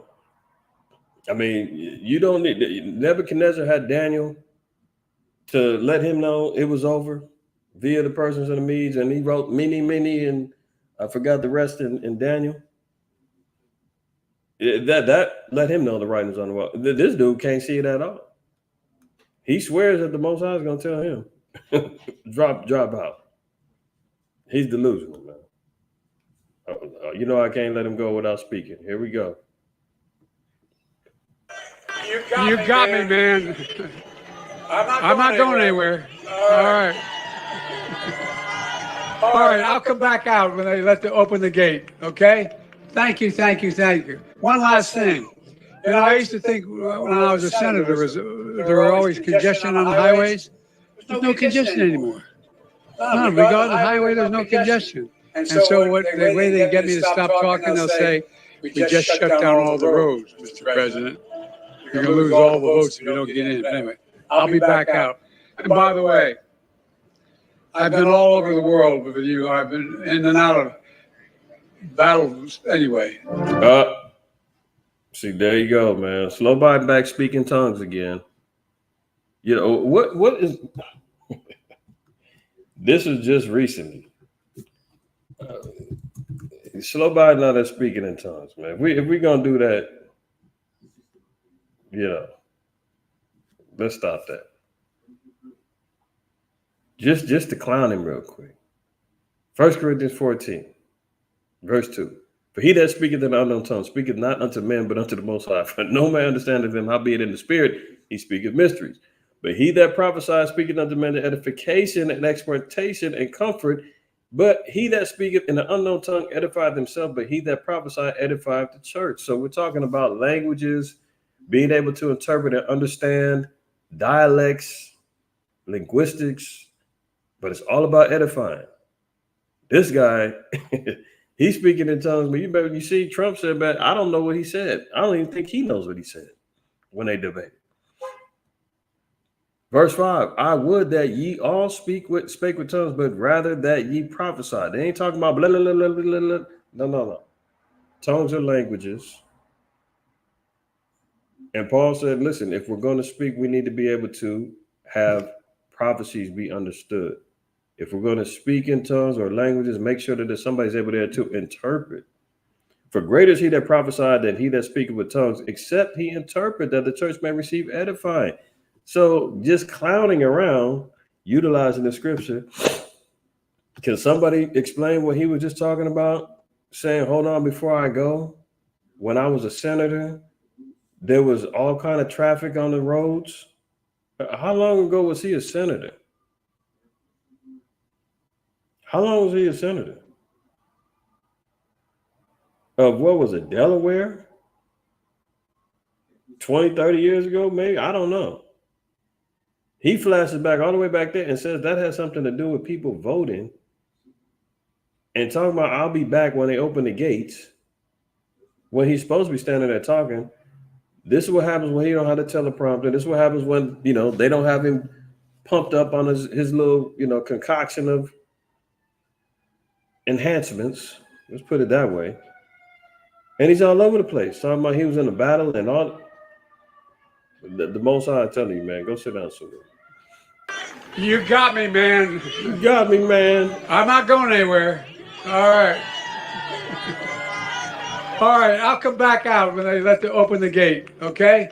Thank you. One last thing. You know, I used to think when I was a senator, there were always congestion on the highways. There's no congestion. Look at the guy in the gray suit back here with the white. You know, I used to think when I was a senator. When he starts to talk, he's going to take a deep breath like, oh, here we go. Watch it. Come back out when they open the gate, okay? Thank you. Watch this guy right here. Watch his expression. Thank you. One last thing. You know, I used to think when I was a senator, there were always congestion on the highways. Like, oh, There's no congestion anymore. None. We go on the highway, there's no congestion. And so what? This guy's a joke, man. All right, here we go.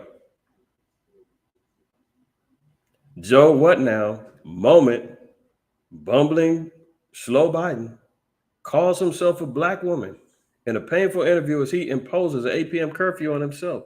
All right, I got it for you. Let's see what he said. By the way, I'm proud to be, as I said, the first vice president, first black woman. The first vice president, the first black woman. He said, I'm proud to be the first vice president and the first black woman. I'm going to play it again. By the way, I'm proud to be, as I said, the first vice president, first black woman to serve with a black president. To serve with a black president. So clearly, whether you could say he's talking about Kamala, I don't give a damn. He still said it. He said, I am proud to be the first vice president, the first black woman to serve under the first black president. Maybe he's a tranny, man. Maybe he's a transmission. By the way, I'm proud to be, as I said, the first vice president, first black woman to serve with a black president. And do you hear the damn interviewer go, like she just didn't hear him say that. The first black, yeah, go ahead. They constantly coddling this dude, man. They should have said, what'd you say? I think you meant, they don't even cut him off, man. They just keep stroking his damn ego. By the way, I'm proud to be, as I said, the first vice president, first black woman to serve with a black president. Proud of the first black woman in the Supreme Court. There's just so much that we can do because together there's nothing. Look, this is the United States of America. Good Lord. Did I lie? Did he say it? Am I tripping? No. He said it. He's proud to be the first black woman and the first vice president to serve under a black president. There you go. Just when you think it couldn't get any worse, man. You can't make this stuff up. You can't make this. Look, this is why the Most High, man, is so serious when he told us to Deuteronomy 32:21. They have moved me to jealousy with that which is not a power. They have provoked me to anger with their vanities, and I will move them to jealousy with those which are not a people. I will provoke them to anger with a foolish nation. I mean, good Lord. I don't know what. Slow Biden is probably the worst president. He gets on my nerves, man. Worse than George Bush and everybody else. And those are some demons. High level. But this guy, I don't know if it's just because he's so damn, I don't know what it is. But joke Biden is truly a foolish nation, and the Most High has came through in a clutch to provoke us to anger with a foolish nation. He said, make us be jealous with those which are not a people, or no people, man. They're not even recognized in the Most High's category of a people. And by definition, out the Oxford Encyclopedia, they tell you that they're subhuman species of humans.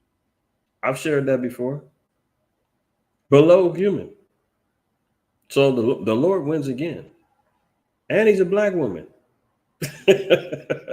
Now, so you talk about foolish nation, man. I mean, good Lord. Speaking in tongues. He's a black woman now. I mean, come on. Let's move on. Slow Biden's felon son, Hunter, is joining the White House meetings and official calls with top aides in aftermath of his dad's disastrous debate performance. I mean, can somebody explain? Well, listen, we just got to seeing that corruption is embraced by America, i.e. them funding Ukraine. He's son fresh off a felony, awaiting to be sentenced, and now he's in the war rooms in the White House, politicking, helping his dad out. How are you going to have a felon involved with classified meetings, coke found in the White House, weed found in the White House? I mean, what's really going on? How are they allowing Hunter Biden to be part of White House meetings? I guarantee you, if I got a felon, they're not letting me in the White House. Background check and the whole nine, they're going to find out who, what, where, and why, how. Yeah, sorry, you're a security risk. I don't think we can let you in. Damn sure not in no meetings. See, that's why we read in Psalm 73, said they're not in trouble as other men are. Black, Hispanic, Native Americans, you a felon, man, all hell breaks loose. You can't get a job. You can't qualify for certain benefits, you know, the whole nine. This guy's a convicted felon. He's in the White House powwowing and politicking with his daddy about the direction of the gray whore. What the hell is happening? Some senior staff has said. He's in there coked up, man. Shooting up with his pops, talking about what's going down. How is that going on? Unbelievable. Here, look, JFK, man. This is Esau, man. I'm just showing this because of Esau. Unsettling photo appears to show RFK Jr. with barbecued carcass of a dog. He has since came out and said that wasn't a dog. Okay, so be it. But then they asked him about him being accused of sexual assault. And he was like, I'm not perfect, you know, basically ish happens. I mean, this is the best America's got left. Slow Biden, Agent Orange, and RFK Jr. was supposed to be trying to run. Well, he's still in the race, but now they're exposing him for being having a sex offense. And he's over here looking like he's eating dogs. I mean, this is Esau for you, man. The savage, untamed man, bastard son of Jacob, you know, it's unbelievable. But let's move on. Kamala Harris' team considers a white man VP for presidential run. You see that? So you Negroes that's out there, man, celebrating and slobbering all over the fact that she's supposedly a so-called black woman. And from my memory and background, she's not even black. She's East Indian, and her parents is from Jamaica, so they're trying to classify it like she's Jamaican. I think her pops is Jamaican and East Indian, her mother's full East Indian or something like that. I can't recall. If y'all know her background, throw it in the chat. But from my memory, she's not so-called black. But nonetheless, this is why I'm saying they're getting ready to try to prop her up. And she's already said, I want a white man next to me. So you Negroes out there, man, begging and applauding. Oh, first black woman. She don't give a damn about you. She don't give a damn about supposedly her people. Right? She was highly involved in locking up Jakes when she was over here as a senator. Was she a senator? What position she held over here in California? The Senator Hamilton Brown, the biggest slave owner in Jamaica. Well, he's an Edomite. I know her mom is East Indian. Her mom is Elam, I believe. But either way, I don't know where they're saying she's black from. But anyway, if you know that information, man, drop it in there. But nonetheless, man, she's already said, I want white Zaddy running with me. She niggas running out here thinking she's gonna get ready to paint the White House black if she gets elected, and she's gonna put things back on track. There's plenty of black candidates out there, man. Ex-presidential candidate. If she wanted to stick with the home team, and she was us, but this is more evidence that she ain't us. Allies of Kamala Harris are discussing the selection of a white man as her vice president, as support for her taking over as the party's presidential candidate grows. Names like Governors Andy Beshear of Kentucky and North Carolina's Roy Cooper have been suggested as the fallout from slow Biden's disastrous debate performance shows no sign of abating. See?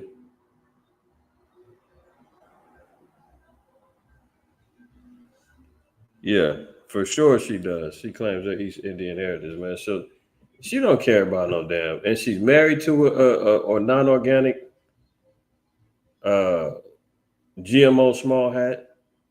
Now she's already trying to align herself with a white man to run under her. She know damn well this place has no chance. And Negroes better get off that damn plantation and invest more in your repentance and seeking the face of the Lord 10 times or more for ever being fooled that she had your best interest at heart. Obama, slow Biden, Trump, whoever has your best interest at heart, man. It's all politics. What I say?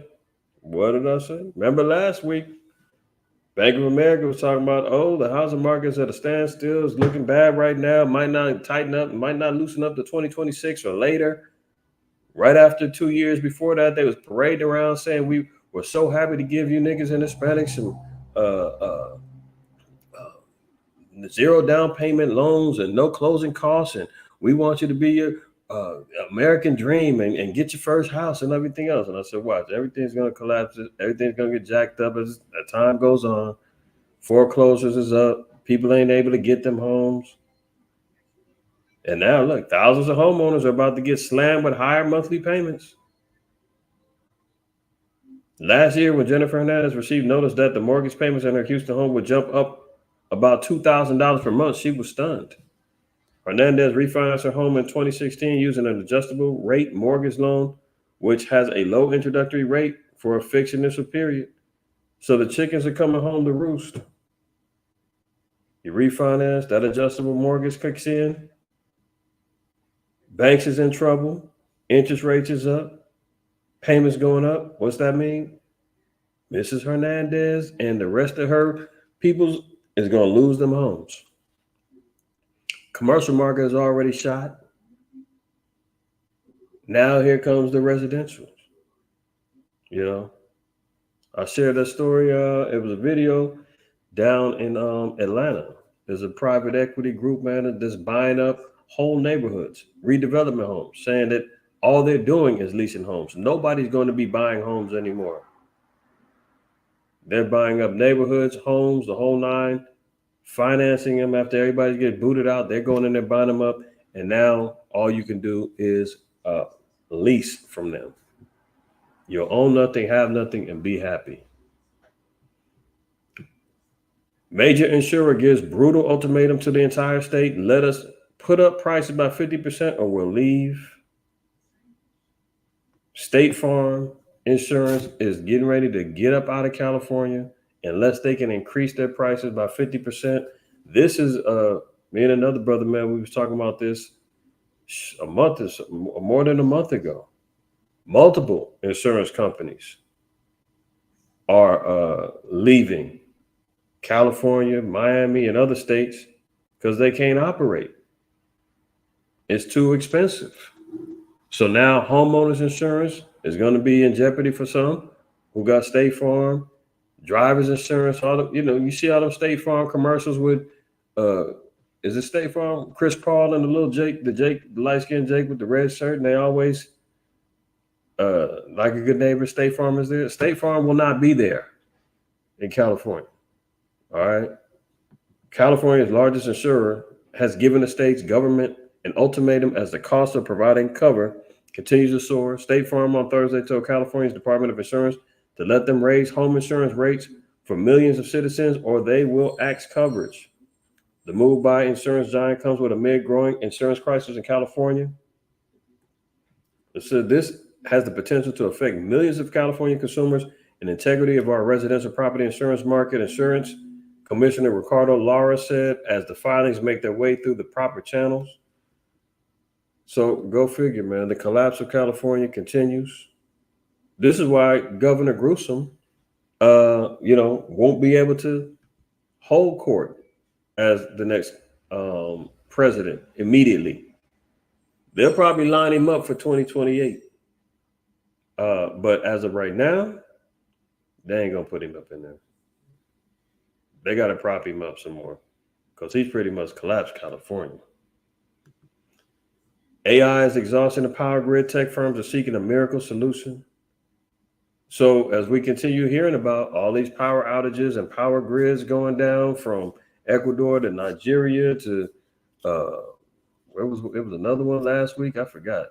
But the power grid, not only they're talking about in the West Coast, man, because of this heat wave that's hitting heavy, power grids is rattling and rolling and getting maxed out. Now they got AI, it's using a lot of the power. So don't be surprised if there's rolling blackouts, of them, regulating how much power you can use, you can't use, because they're so infatuated with AI.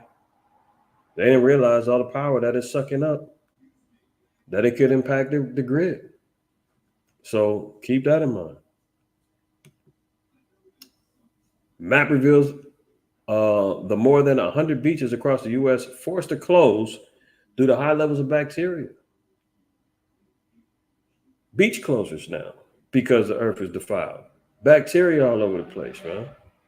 3 beaches in California and Coronado, 4 beaches in Michigan, 63 beaches in New York, 37 in Massachusetts.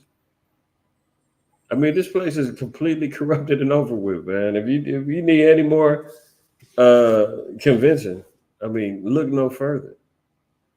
Bacteria infested beaches now being forced to close from east to Midwest to the west, all shut it down. Enterococci bacteria are known to cause urinary tract infections, blood infections, and endocarditis, and inflammation of the inner lining of the heart, which can kill if not combated with antibiotics and sometimes surgery. That's what's in these waters right now. And they had to shut down these beaches. There you have it, man.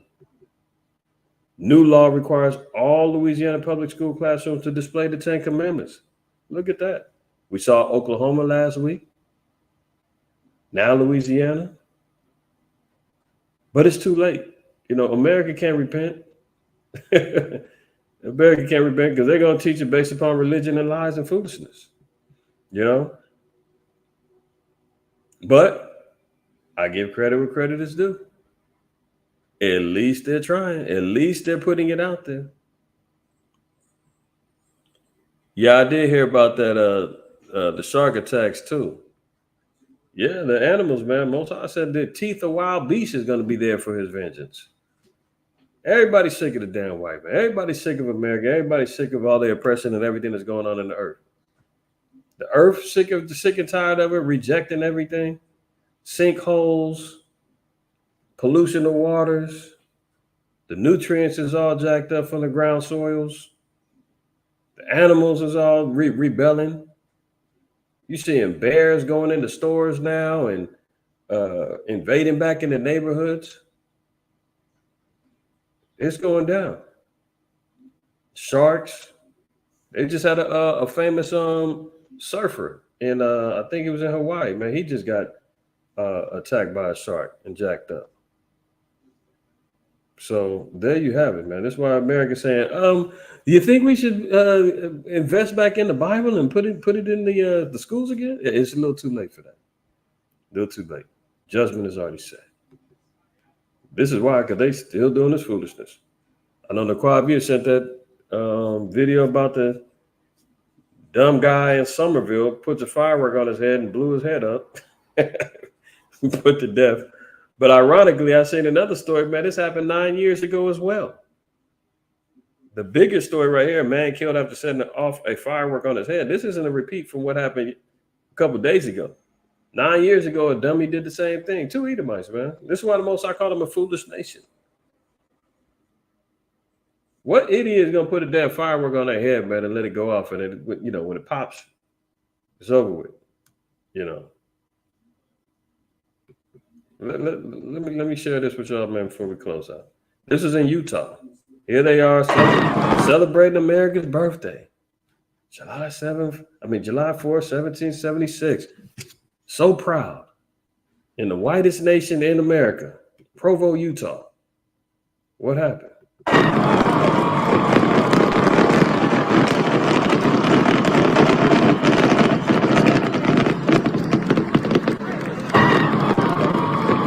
Oh, you see it? You see the strikings? They're hitting the crowd now. Most High turn them damn fireworks on them.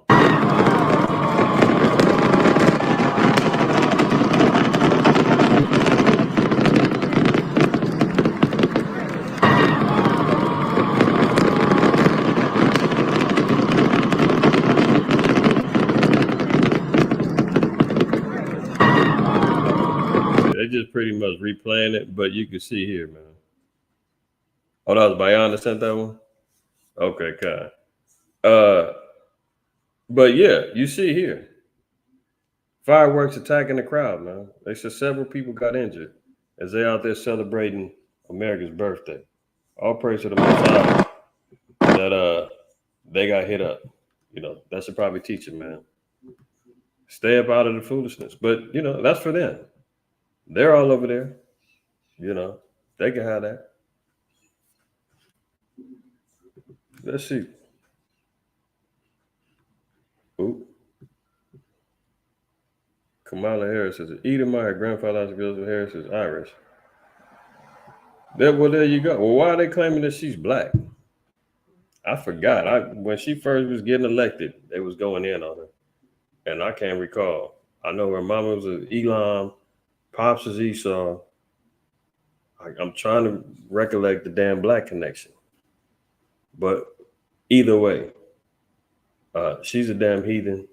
And she wants a white man to be her running mate when they give her the head nod once they get rid of Slow Biden. Remember last week they said that the only way that they can get rid of him is he's got to voluntarily fall